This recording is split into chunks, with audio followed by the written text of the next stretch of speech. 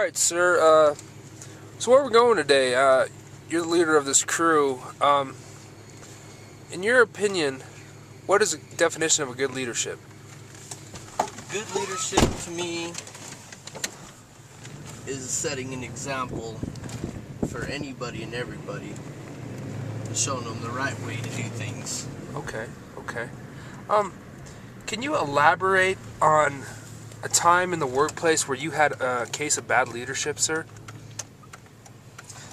Yes, my last job, me and the rest of the crew came around one of the crushing machines and found our boss slamming a six-pack of Bud Light. Wow. That would be an example of bad leadership. Bad leadership, yes. Okay.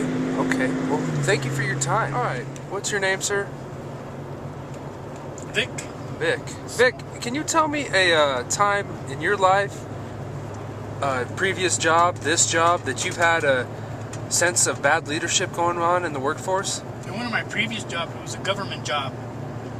They left a young man in charge, and his attitude was, "I'm your boss," and he wasn't. He wanted us to do work for him so he could get a cash reward at the end of the season, and we all knew it.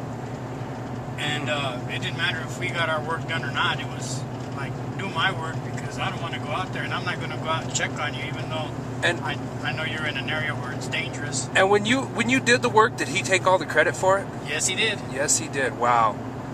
So did you do something about that, or were you, with your position, were you unable to do anything about that? I wasn't able to do anything about it. All I did was report it to my superiors. And what did they do, Vic? Evidently, they did something about it because he's gone. Oh, okay. I was just a seasonal, but he was a full-time employee. All right. Thanks, Vic. Do you think leadership is the core to expanding a good corporate business? Yes, I do. And why do you think that? Because you need good leaders, and without them, it's not going to function. And whether they're doing it, however they're doing it, whether it's unorthodox or tricks of the trade or whatever it is, you're still going to need those good leaders. Because if you can't lead by example, everything's going to fall down. Everything's going to dissipate. There'll be nothing left. Okay. Vic, you're from the baby boomer generation, correct? Correct. With the way that technology is expanding across the globe, and especially here in the United US of A, do you think that your generation would be able to adapt to the new ways that things are being taught at the workforce, such as using computers or social media, or adapting to emails, learning how to respond to emails?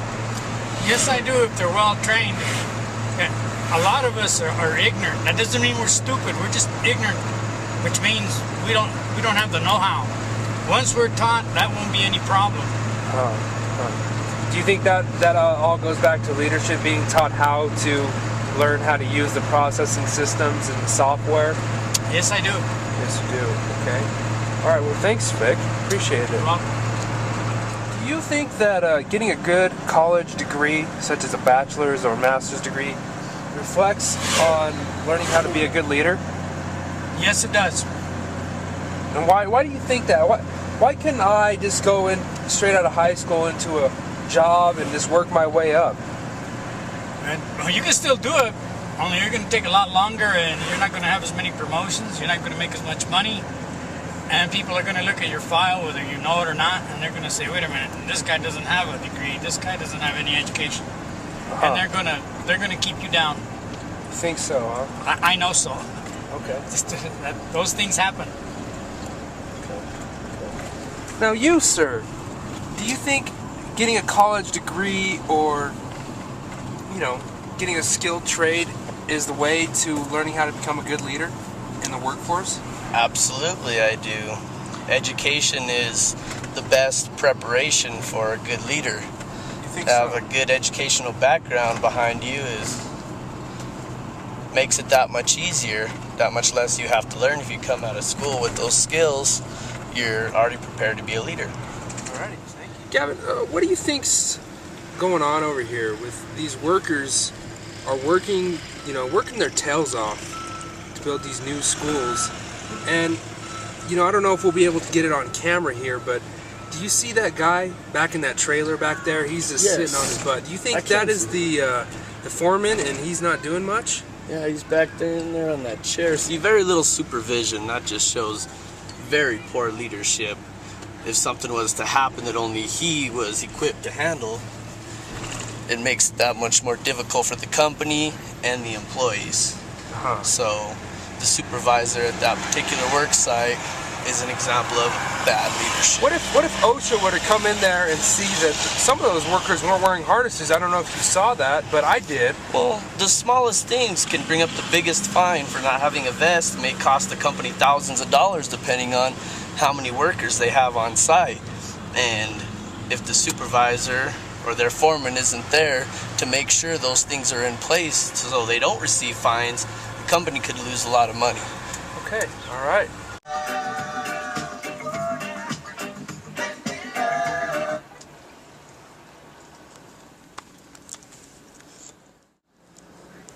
Bad boys, what you